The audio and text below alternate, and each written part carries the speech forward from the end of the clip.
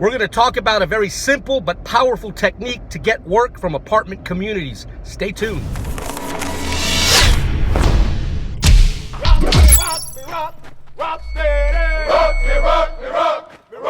Good morning, everyone. Joseph here, Vets Haul Junk Removal, Stafford, Virginia, on a wet and rainy January 4th, 2020. Happy New Year. I hope wherever you are, you're staying busy and making money in junk removal.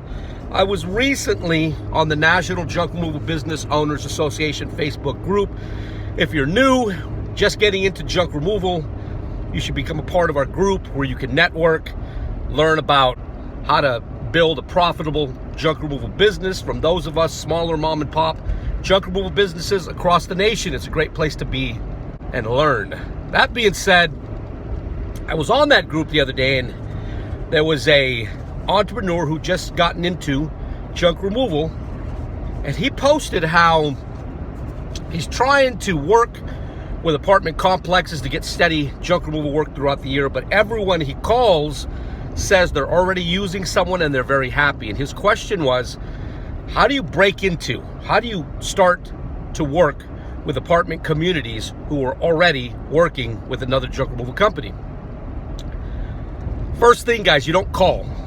That's the lazy way of doing it, and you're not going to be able to make that connection with the individual. And that's what we're after, guys. We're after a connection, an impression. Okay, you have to make an impression on these people. You have to make a connection with the apartment management staff in order to have any hope of working with them. So, in today's video, I'm going to share with you a really simple but powerful technique, guys. And its power really does lie in its simplicity. And there's a little bit of cheesiness in there as well. So, for those of you who have watched my previous videos, this technique will sound very similar to the donut technique, of which I've told you to use whenever you want to start getting work from realtors. So, it sounds sort of the same technique. It sort of is. We're just using a different product to create a connection and to elicit an emotion. Because anytime you can elicit or create emotion in your target, guys, you can use that particular bridge to your benefit. So, first thing you're going to do is you're going to determine what apartment community you want to work for, what apartment community you want to break into, if you will, and start having them call you whenever they need junk removed from tenants who move out and leave junk behind. Then you're going to go to the nearest convenience store closest to the apartment community. You're going to purchase a lottery ticket. You're going to take that lotto ticket and you're going to put it inside an envelope, as well as a handwritten note by you and your business card. And you're going to march right over to the apartment management office, walk in, introduce yourself, tell them you only need 1 minute of their time, and honor that, guys. These people are really busy. For an average size apartment complex, they usually have just a couple, 2 or 3 on staff. And I was in the apartment management community when I was active duty military, and you stay busy. And the last thing they want is to talk to someone who's trying to sell them something, because a lot of people come in there trying to sell something. They don't know you. They may not like you. They may not be in the mood to speak to anybody. So you want to make it as short and concise as possible and honor the fact that you told them you're only going to be in there for 1 minute. You're going to ask them, quite simply, who they use to remove their items when tenants move out and leave items behind. They might not tell you, but if they do, then you move on to question 2. Would it be okay if I asked how much the junk removal company charges you to remove items? Once again, they may not tell you, they may not know. Regardless, if they don't want to give you any information, guys, then that's your cue to just get out and move on to another apartment community, or come back another day and speak to somebody else on staff. You probably don't want to speak to the leasing person. You probably want to shoot for talking to the assistant manager, but your real target is going to be the apartment community manager. Additionally, somebody else who replied to this post said you need to talk to the corporate office. Guys, you don't need to talk to the corporate office. Similar to military recruiting, these new recruiters come on board and they think when they're trying to gain access to high school students in the high schools that they want to go after the principal. The principal is nothing but a figurehead and an administrator. The individuals who really can give you access to the students are the counselors, the boots on the ground counselors. This can be applied to this situation as well. It's not the corporate office. The corporate office only pays bills and ensures that their bottom line is being met. It's really the apartment manager and the assistant manager. Those are the individuals who make the decisions what junk removal company they're going to hire and which one they're going to fire. So you're in there. Let's assume that they've answered your questions and they're working. Let's assume for the purpose of this video that they are working with a junk removal company and they're very happy. Okay, so you got that little bit of valuable information. You're going to tell them, I'm really interested in working with you and taking your junk away. Because you want to tell them, in a matter of speaking or directly, I will be back. You're going to see me again. And I want to just leave you with a little something to show you I appreciate your time because I know you're busy. And you leave, but they know you're going to come back sometime in the future. And guess what happens, guys, when you walk out the door? They're going to open up that envelope and they're going to see the lotto ticket in there. And you're eliciting an emotion. You're creating an emotion of excitement. I don't know about you, but I've gotten lotto tickets in the past as gifts, and I get excited. Maybe that much, but it's still excitement. I'm still eliciting an emotion.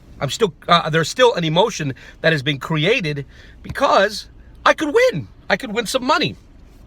Chances are that lotto ticket is going to be a dud, but still you've elicited an emotion from that staff person. And when you come back, guys, for your follow-on visit, you can use that connection, that emotion that you created through the lottery ticket to your advantage.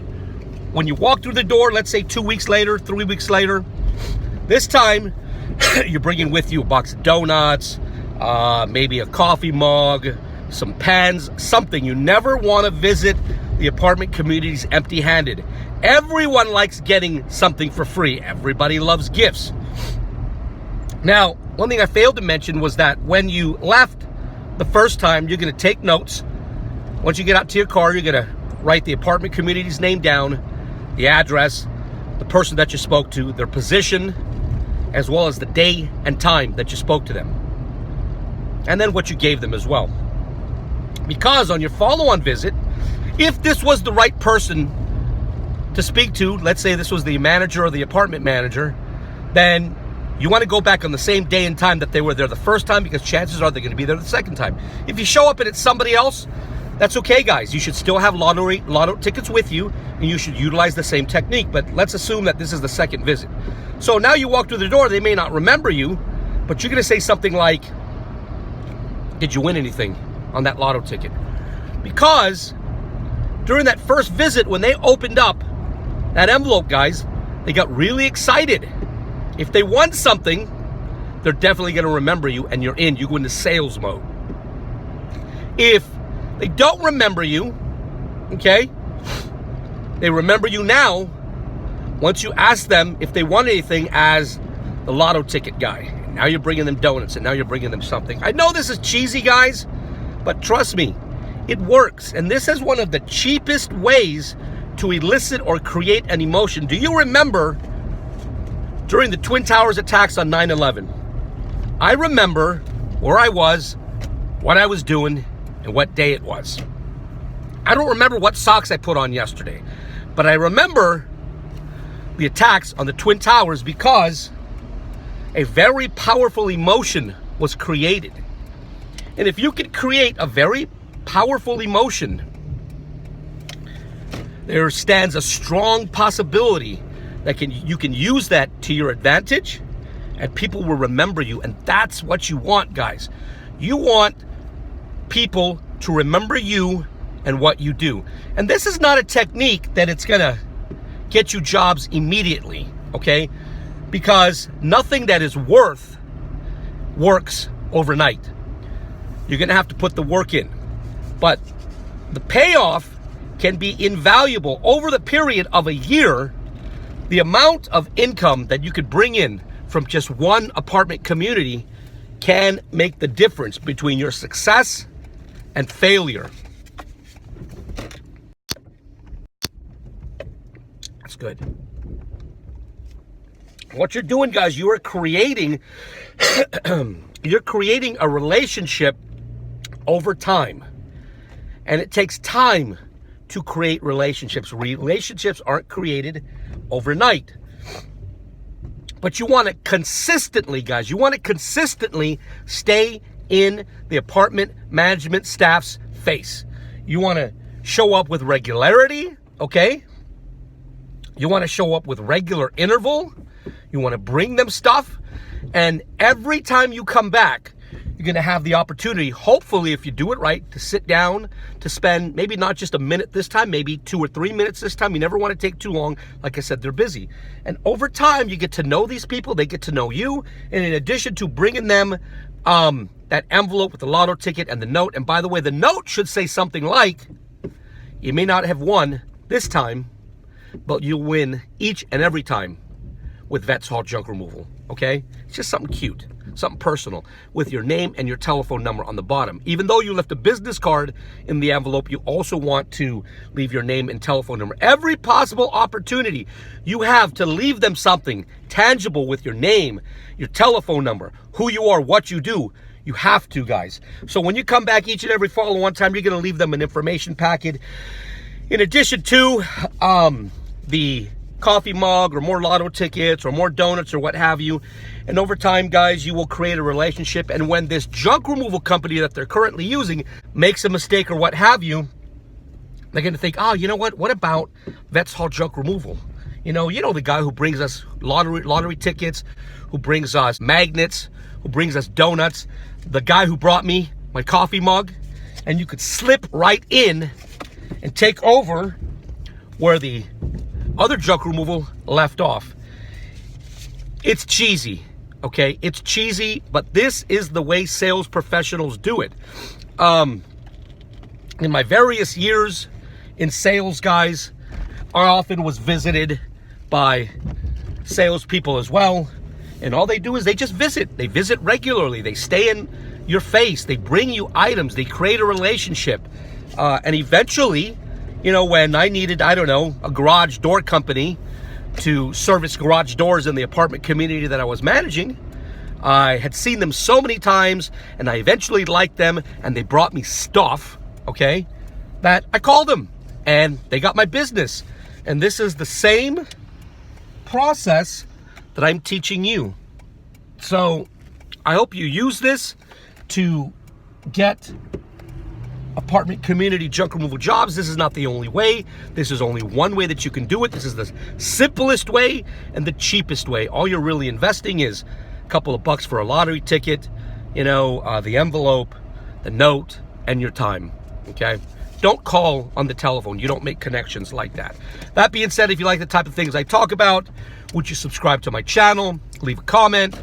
Additionally, if you are in Northern Virginia and you have some stuff that needs to be removed, you can reach out to me by calling me directly at 540-657-VETS. That's 540-657-VETS. You can also find me online at vetshauljunk.com. That's vetshauljunk.com. I'm Joseph, owner of Vets Haul Junk Removal, LLC in Stafford, Virginia, and we are on the move, making things happen. Hoo-ah. Talk to you next time. See ya.